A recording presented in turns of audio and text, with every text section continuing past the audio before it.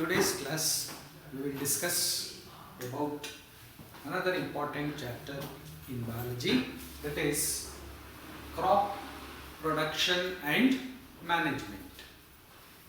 See, we know that all living organisms, they require three basic needs. So which are the three basic needs of life forms? One is air, second is water, and third one is food. So air, water and food, they are the three basic needs for all living organisms for their survival. Here let us talk in detail about, that is food. Okay. See, we know that plants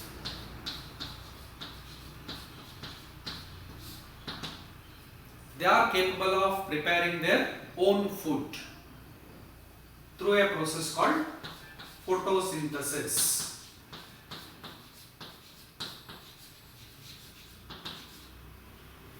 So plants, they are also called as autotrophs. They are capable of preparing their own food by using, that is, sunlight and chlorophyll.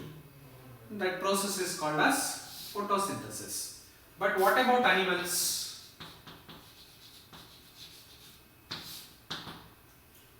Animals, they are not capable of preparing their own food. That is why animals are called heterotrophs.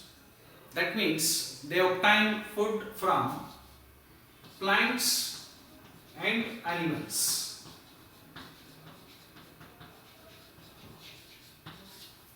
Okay.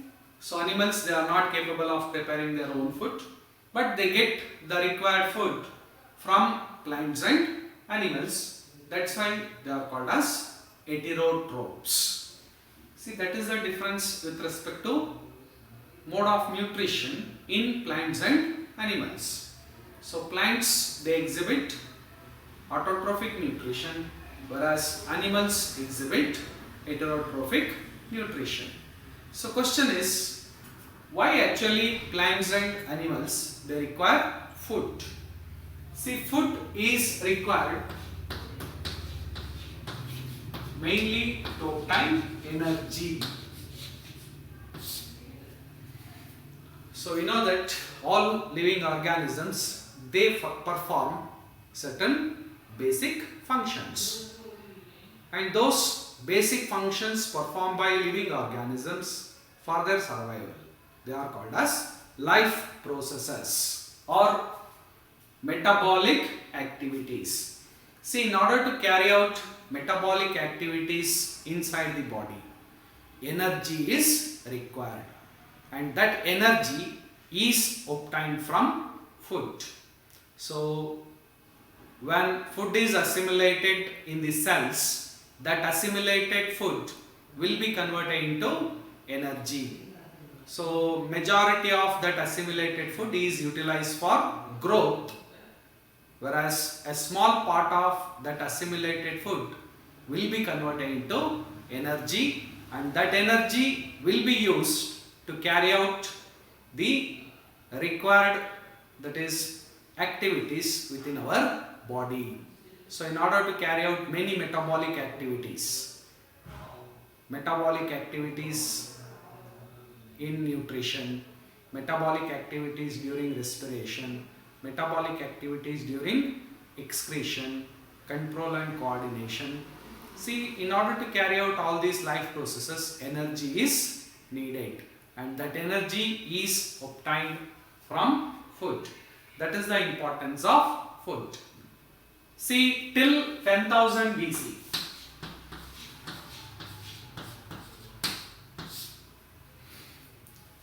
till 10,000 BC, that is, nomadic people, they actually wandered from one place to another place in search of food and shelter. See, those people, they actually ate raw fruit, then vegetables, and they started hunting animals to obtain food. But as the time passed, they started cultivating, that is, crop plants. See, in that way, the process of agriculture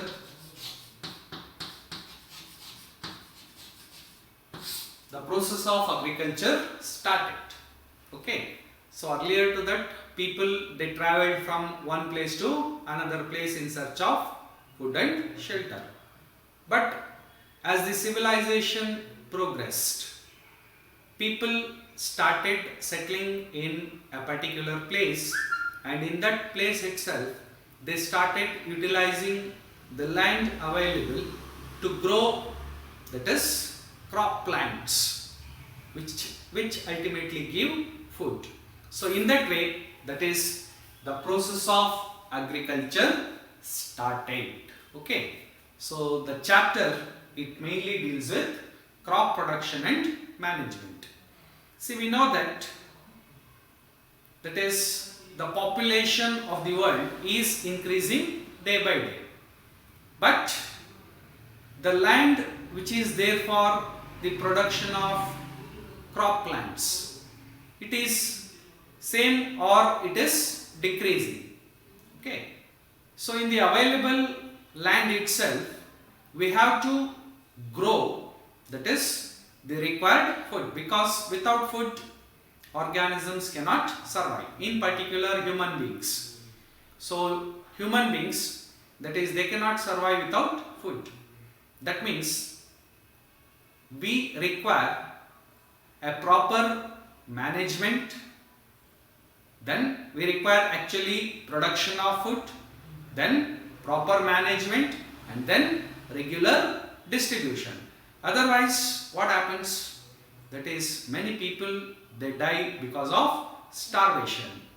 So even though food is grown, if it is not managed properly, then that can lead to shortage of food, and as a result, that is, people can die due to starvation. So crop production and management. This chapter mainly deals with the agricultural practices which are actually used to grow different varieties of crop plants. So we will discuss in detail about, that is, the agricultural practices that are involved in the production of different varieties of crop plants. But before that, first let us know what is the definition we can give for crop. Okay.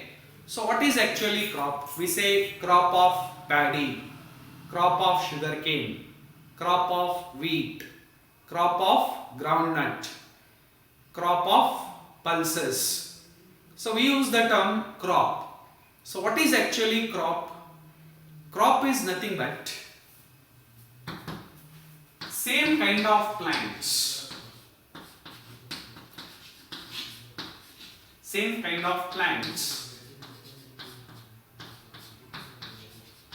that are grown and cultivated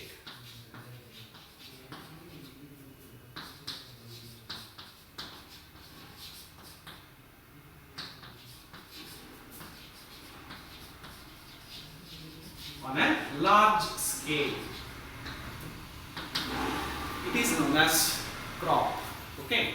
So same kind of plants that are grown and cultivated on a large scale is called as crop. For example, if I say crop of paddy, so what is the meaning? That piece of land, it contains only one type of plants, that is paddy plants. Similarly, if I say crop of wheat, that piece of land, it contains one kind of plants, that is wheat plants. So in general, crop, same kind of plants that are grown and cultivated on a large scale. It is known as crop. Okay. And See, we have different types of crops. So in India, different types of crops are grown. For example, cereals, pulses, vegetables, fruits. Okay, some are called as commercial crops like coffee, tea, cardamom. Okay, so there are varieties of crops that are grown in India. But based on the season in which crops are grown, they are classified into two major types. So which are the two major types of crops that are grown in India?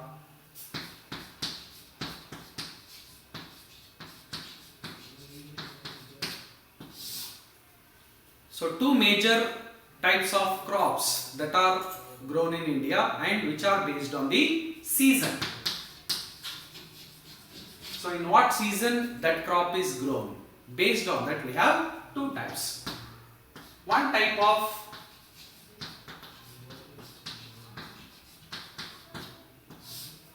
of crops, they are called as kharif crops. For example, paddy,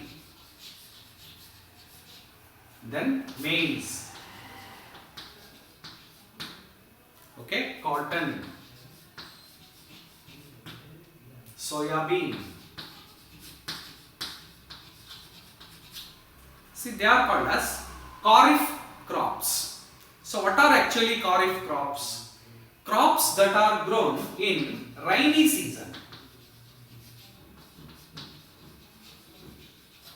Okay, so crops which are grown in rainy season. Normally in India, rainy season it starts from June and it ends up to September. Okay, so crops which are grown between this period, June to September, or in general rainy season, they are called as kharif crops. Remember few examples for kharif crops. Similarly,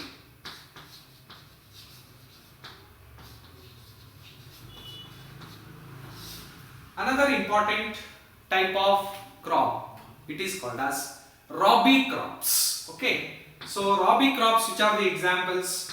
Examples for rabi crops: wheat, grams, mustard. They are examples for rabi crops. So what are rabi crops? Rabi crops are those which are grown in winter season. Okay, so winter season means that is from October up to April.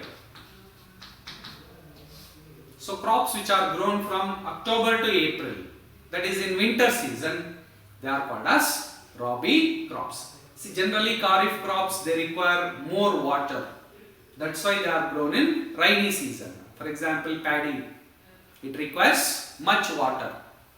So you cannot grow, that is paddy, in winter season or in summer season, because you cannot supply the required water if there is no source of water. So if you are dependent on rain, we know that in India is a farmer's land. So nearly 75% of people, their occupation is agriculture in India. Okay, so most of the land in India, it is dependent on rain only, monsoon rains. Okay, similarly, that is people, they have started growing certain type of crops which do not require much water. Okay, so kharif crops, they need more water, that's why they are grown in rainy season. Whereas rabi crops, they do not require much water, that's why they are grown in winter season. Similarly, some crops, they are grown in summer season also. For example, certain type of vegetables, fruits, they are grown in summer season, but there is no particular name for such crops. Okay, so depending upon the season, we have two types of crops in India: kharif crops and rabi crops. So Kharif crops, they are grown in rainy season, whereas Rabi crops, they are grown in winter season. So remember the examples, very important in examination. Question can be asked.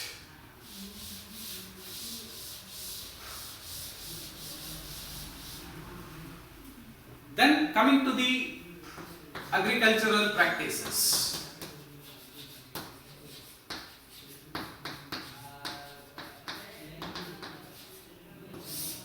See, in order to grow, that is, different varieties of crops in a piece of agricultural land, farmers, they adopt various steps over a period of time. So the steps which are involved in growing crops in agricultural land by farmers, they are generally known as agricultural practice. You might have seen, that is, some flowering plants or decorative plants that are grown in your garden. So directly they will not grow in garden. You need to follow certain steps in order to get the yield. It may be a flower or fruit or whatever it may be. So same practices that are adopted by farmers in agricultural land to grow the required crop. So all those steps which are done by farmers over a period of time to get crop plants, they are called as agricultural practices. So let us see what are the agricultural practices that are involved. See, the first step in agricultural practice, it is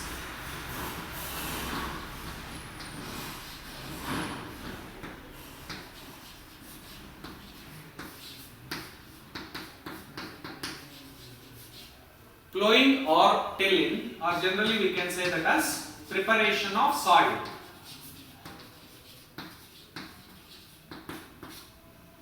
So preparation of soil, normally that preparation of soil, it is done by plowing or tilling.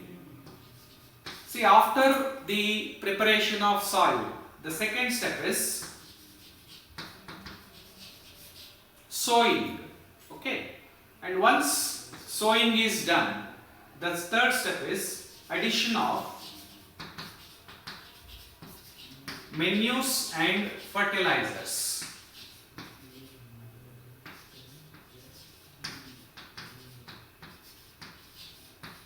Addition of manures and fertilizers. Fourth step, it is called irrigation.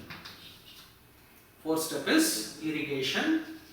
And then fifth step is harvesting. Then the last step, it is storage. Okay. So what are the steps that are involved in the what are the steps that are involved in agricultural practices? One is preparation of soil, then sowing, addition of manures and fertilizers, irrigation, harvesting and storage. So let us discuss one by one in detail.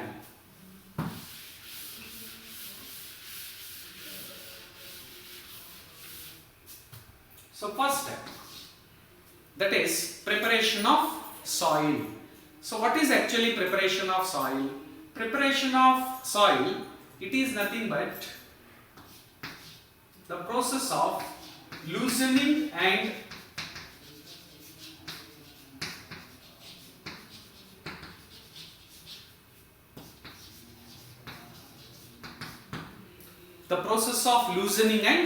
turning of soil. And that process of loosening and turning of soil, it is what is known as plowing or tilling.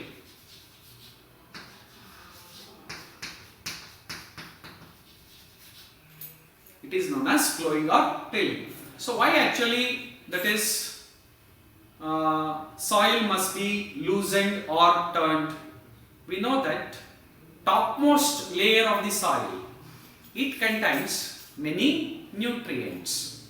Okay, and whenever seeds are sown, normally roots, they go deep inside the soil.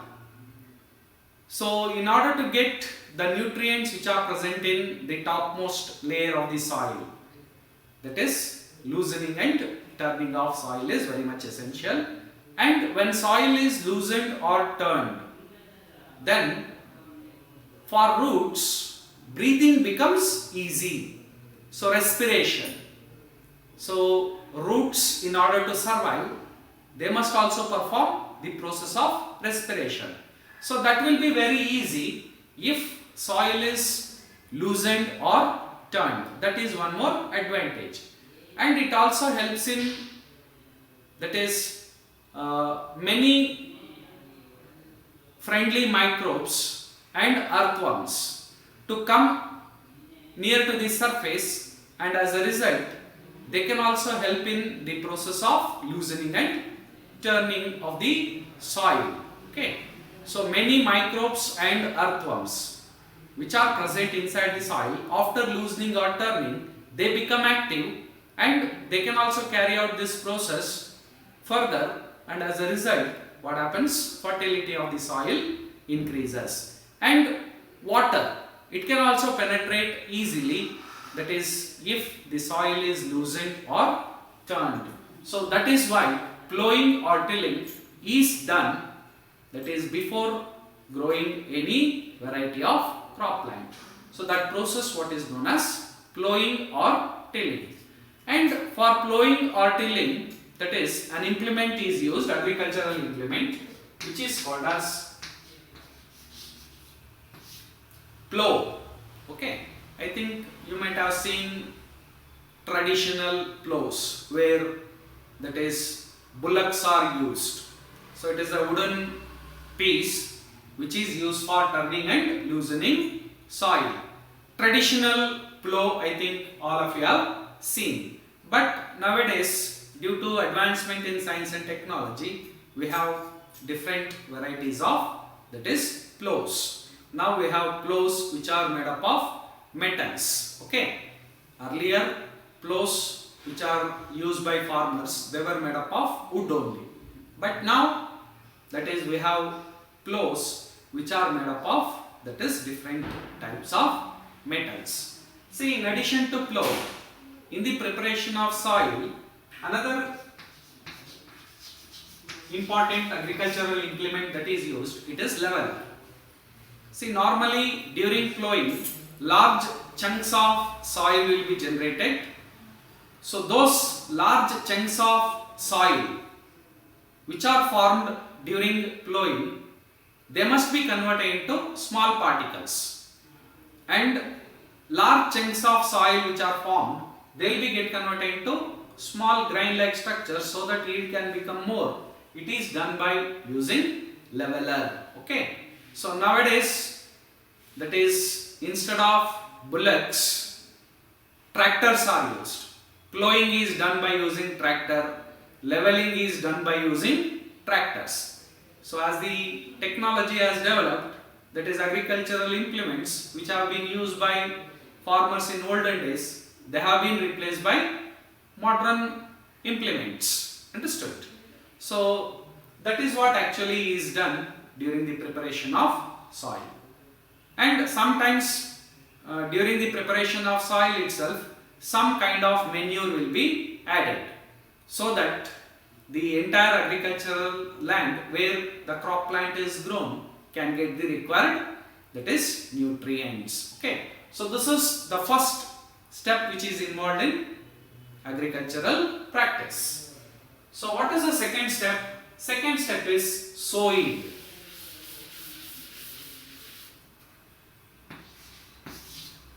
Yes. So after the preparation of soil, sowing of seeds is done. And in order to sow seeds, one important thing is we have to select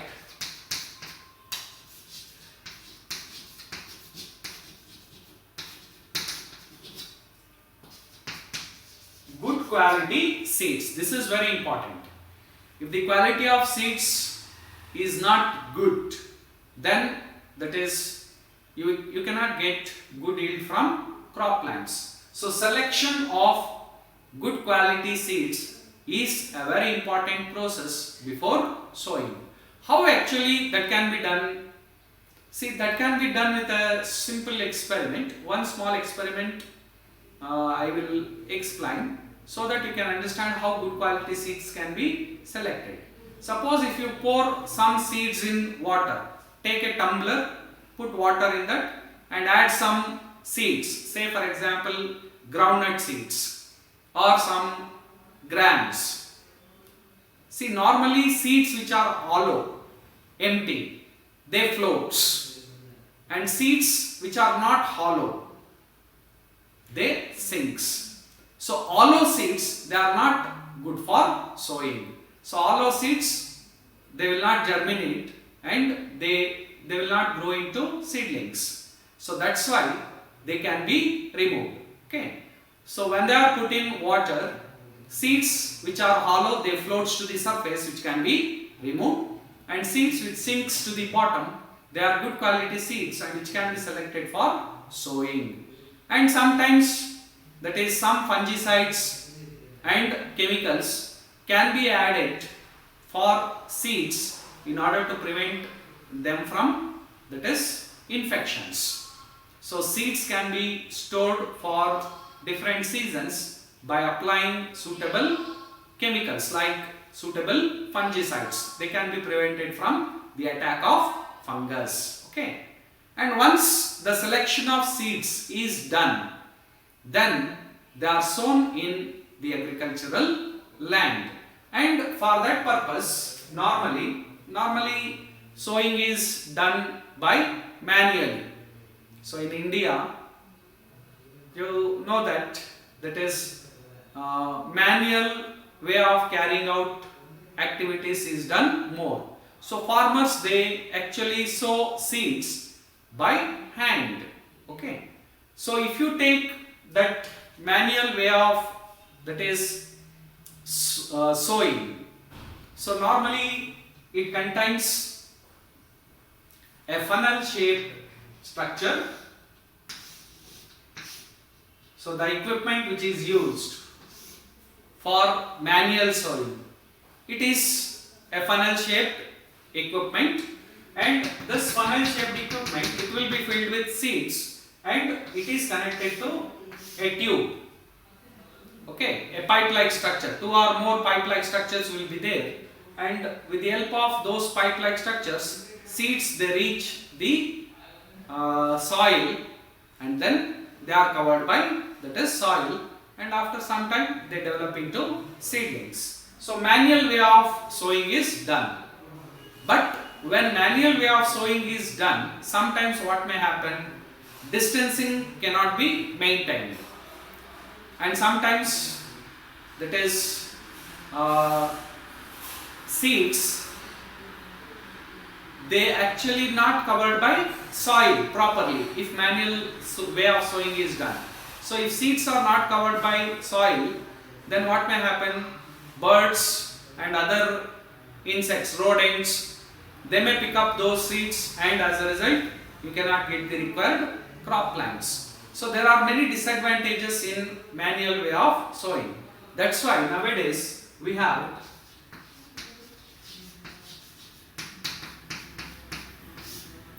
seed drills. Okay.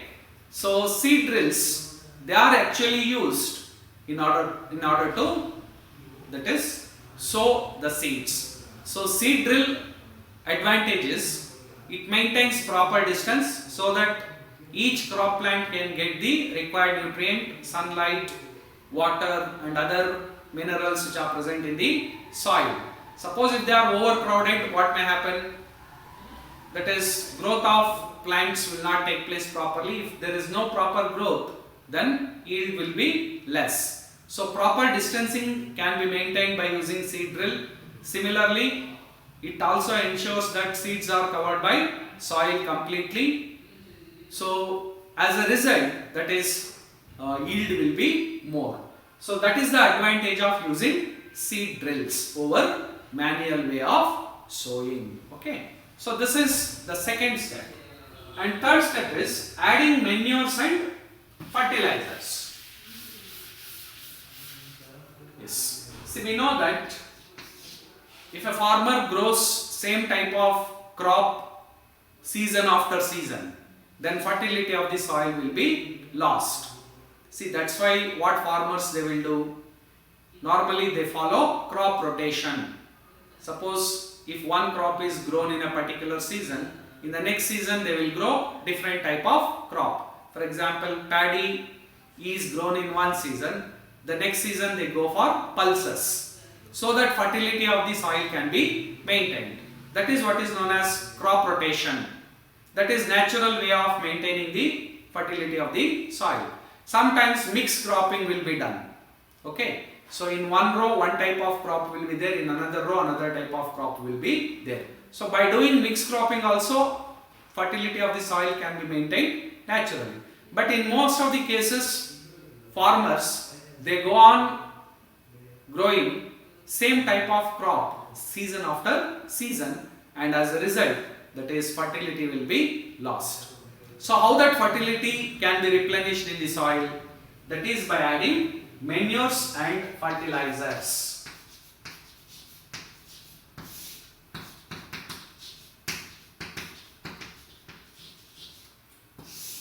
So what are manures and what are fertilizers? For example, cow dung is a manure.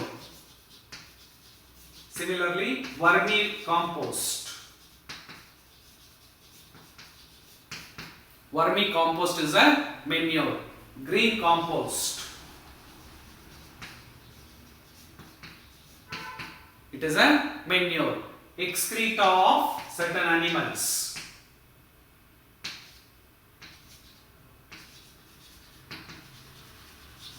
It is a manure. Whereas fertilizers, urea is a fertilizer, superphosphate is a fertilizer, NPK is a fertilizer. So what are the differences between manures and fertilizers? See, manures they are prepared from organic substances. That means that is from plants and animals. That is manures are prepared. Whereas fertilizers they are inorganic salts. So manures are organic substances. Manures are organic substances, whereas fertilizers are inorganic substances. Normally fertilizers are prepared in industries, factories, whereas manures are prepared in the field itself, agricultural land itself. See, if you take fertilizers, they provide more nutrients. Okay, urea provides nitrogen, superphosphate provides phosphorus, NPK provides all the three nutrients, nitrogen, phosphorus and potassium. So they supply the nutrients in richer amount, whereas manures they also contain nutrients, but nutrients supplied by manures will be less compared to fertilizers. Okay, so what are the advantages of using manure over fertilizer? So what are the advantages of using fertilizers over manure? If question is asked, yes, definitely they provide more nutrients than manures. But there are some disadvantages of using fertilizers. Excessive use of fertilizers, what happens? Fertility of the soil will be lost. Soil, that is entire agricultural land, it may become barren due to excessive use of fertilizers. And sometimes what may happen? The excessive use of fertilizers in the soil can cause soil pollution and also water pollution. That's why it is very important to use fertilizers in a judicious way. So you cannot think just of getting more crop or more yield. You must also think about the environment. So nowadays farmers they are using fertilizers indiscriminately, and which has resulted in environmental pollution. So that loss can happen to a farmer if fertilizer is used continuously. The entire land may become barren, nothing can be grown. But manures are not like that. So manures, when we go on using, there will be no loss of fertility because they increases water holding capacity of the soil, they increases that is humus to the soil. fertilizers does not provide any humus to the soil, but manures, they provide humus to the soil. So presence of humus in the soil always one important factor that can retain the fertility. So they are the advantages of using manures over fertilizers. Okay. So remember, that is after that is sowing, addition of manures and fertilizers will be done. Okay, before that one more step is here. Weeding and then harvesting and finally storage. Okay. Yes. So that is the importance of adding manures or fertilizers to any crop plant. See, after the addition of manures and fertilizers, the next process is irrigation. So what is actually irrigation? Irrigation is nothing but supplying water to crop plants regularly. So fourth step, irrigation. The process of supplying water to crop plants regularly, it is called as irrigation. See, we know that all life forms, they require water. Without water they cannot survive. So water must be supplied to crop plants in a regular manner, and that process is known as irrigation. And what are the sources of irrigation? Lakes, tanks, rivers, dams, canals, tube wells, ponds. These are all the sources of irrigation. So farmers normally they depend on these sources to get the required water for crop plants. See, earlier days, supply of water to crop plants, it has been done by traditional methods. Okay. So there, that is, labor was used. Animals or human beings, they were actually used for supplying water to crop plants. Okay. Pulley system, chain system, different methods were used. But as the time progressed, instead of using traditional methods, farmers they started using pumps. So from a well or a pond or from a channel, they used to pump water to agricultural lands. But now we have modern methods of irrigation. So two important modern methods of irrigation are there. One is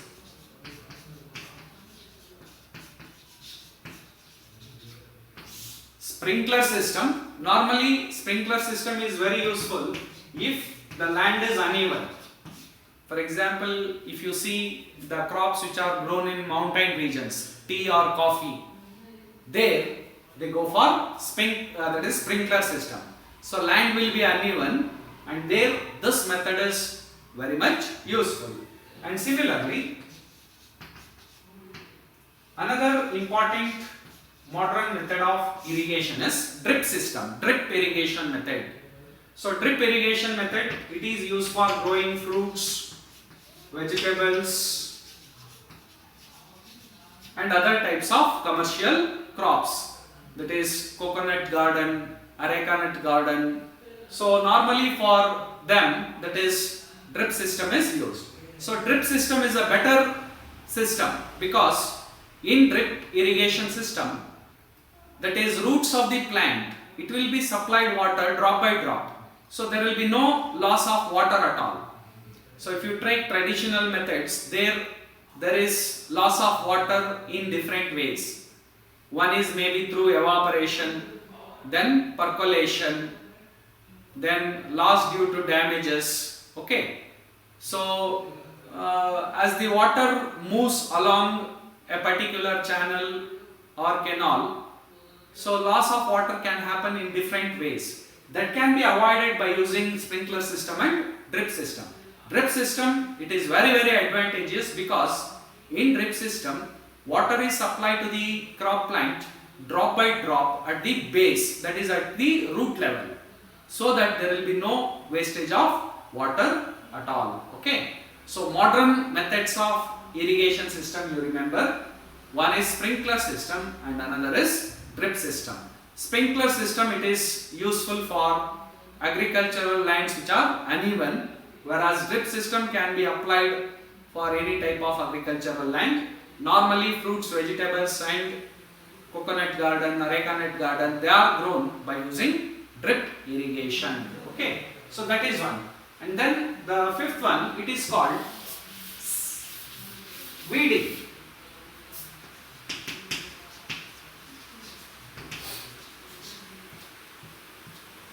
So normally along with crop plants, some unwanted plants will grow, and those unwanted plants, they compete with crop plants for nutrients like sunlight, that is minerals, water and other things.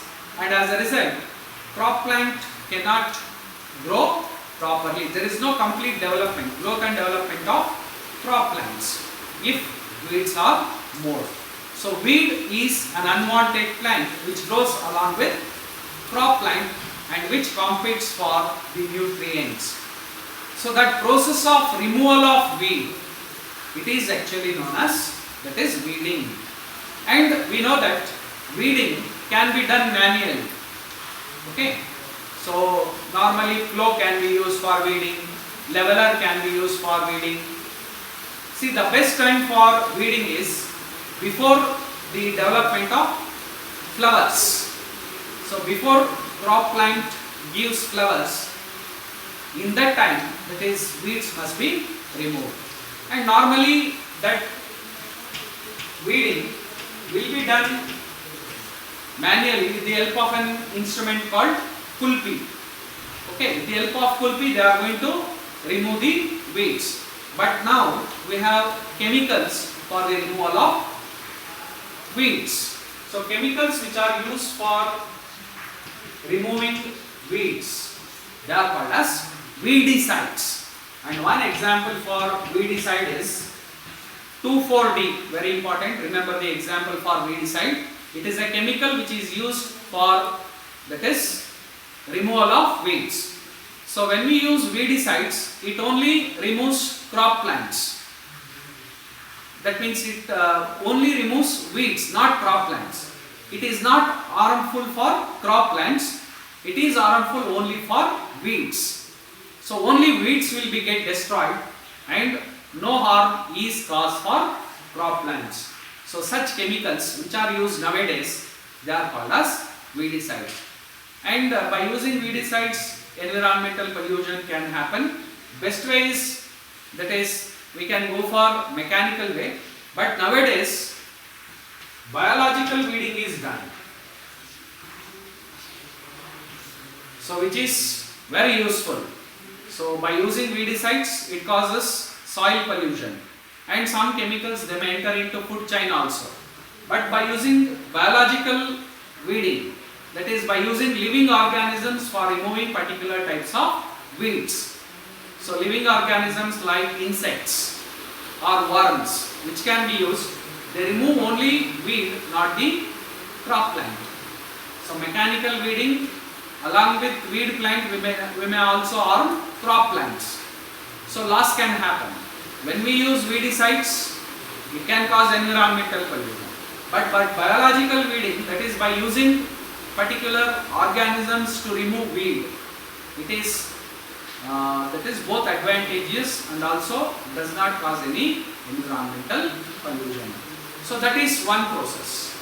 So after irrigation, then weeding is done, and finally harvesting.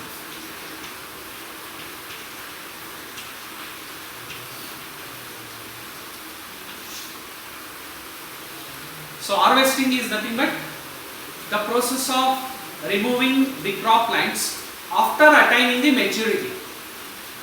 That means seeds will be sown, it grows into seedling, and then it starts producing flowers, and then seeds, and the seeds, they become, that is, hard. Once the seeds become hard, then we say crop plant is mature, and then harvesting will be done. So the process of, that is, removing crop plants. Once they get mature, then that process is called as harvesting.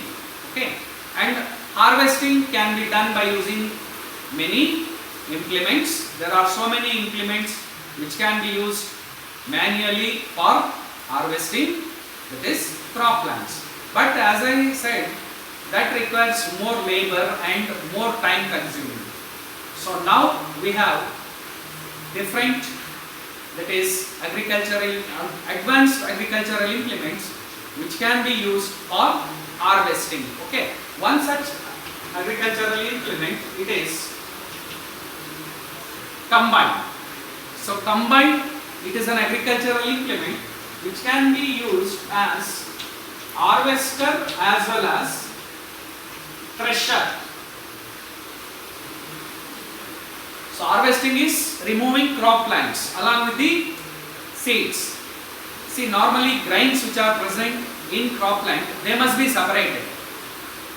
So normally the crop plant which is along with the grains, it is called as sheaf. So what is actually threshing? Threshing is nothing but separating grains from the sheaf. So that is known as threshing. So combine can act as harvester as well as thresher. So it helps in removal of the crop lines along with the grains, and it also helps in removal of grains from the sheaf. So combine is one such agricultural implement. So threshing can be done manually also. So manual way of threshing can be done, that is grain can be separated, and small scale farmers, they go for winnowing. So winnowing machine will be there, and that machine helps in separating grains from the sheaf. Okay, winnowing it is called as. So combine can be used, winnowing machine can be used.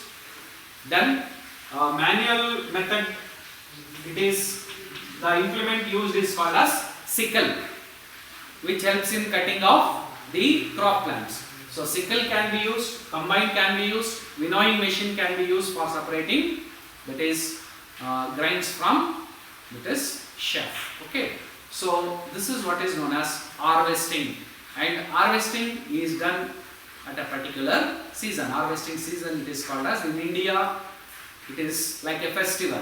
Harvesting of crop plants will be celebrated as a festival of, that is Mother Earth. Okay, so in many states different festivals are used. For example, if you take Karnataka, Sankranti will be celebrated. Similarly, if you take Tamil Nadu, Onam will be celebrated. Okay, similarly Assam, Bihu. So there are varieties of, that is ways of celebrating the harvesting season in our India. So after harvesting, last stage is storage. So once harvesting and threshing is over, grains will be get collected, and normally farmers they use, that means they use jute bags and metal cans for storing the grains. Okay, so jute bags, gunny bags or jute bags, or sometimes metal cans will be used for storage. And see, as soon as the grains are separated from the sheaf, moisture content will be there, and if you store moistured seeds, grains, then they may be get attacked by fungus and other microorganisms, and sometimes rodents will attack. So we have to consider all these factors for storing. So first step is drying. So grains must be dried in sunlight. So all moisture must be removed, and then they can be stored in jute bag, gunny bag or metal cans. And sometimes we can use some chemicals to prevent the attack of microorganisms. So that can be done. I think sometimes you might have seen that neem leaves, they are used along with grains to prevent the attack of microbes to the particular, it is grains. So one common way of preventing the attack of microbes to stored food, it is by using neem leaves. But now we have, that is, required chemicals, fungicides, insecticides, pesticides are there, and with the help of those, that is, food grains can be stored for long time. So long time storage of food, it is actually done with the help of silos. So instead of using jute bag, that is for small scale production, jute bag, gunny bag, small metal cans can be used. But if you take food storage godowns, there they use silos for storing food grains, and by using that, lot of food can be stored for a long time and which can be distributed. Okay. See, growing food is not sufficient. Along with growing food, it must be managed properly. That means it must be stored and distributed throughout the year. And as a result, that is, there will be no shortage of the food. So that is very, very important. So that is storage. And then see, all these steps what we have discussed, they are the steps that are involved in obtaining food from plants. Similarly, nowadays food products, they are also obtained from animals. For example, milk. So milk is obtained from cow, and similarly fish, which is used as meat. Similarly, sheep, goat. So from all these different varieties of animals, hen, okay, so chicken production. So all these different animals, they give required products, just like plants only. So this also requires, that is, many steps. So the variety of steps that are involved in rearing these different animals to get the required food materials, it is what is known as animal husbandry. Okay, so animal husbandry, it is nothing but growing livestock. Livestock is nothing but different animals which are useful to get, that is, variety of, that is, food products. So animal husbandry, it is another important, that is, what we can say, field where required food can be obtained from animals also. So no doubt, plants are the major sources of food that is required for human beings. Along with plants, that is, nowadays rearing of animals is also done, and which also providing us variety of food products. And that rearing of animals, cattle rearing, sheep rearing, goat rearing, then fish rearing, pisciculture, then honeybee rearing.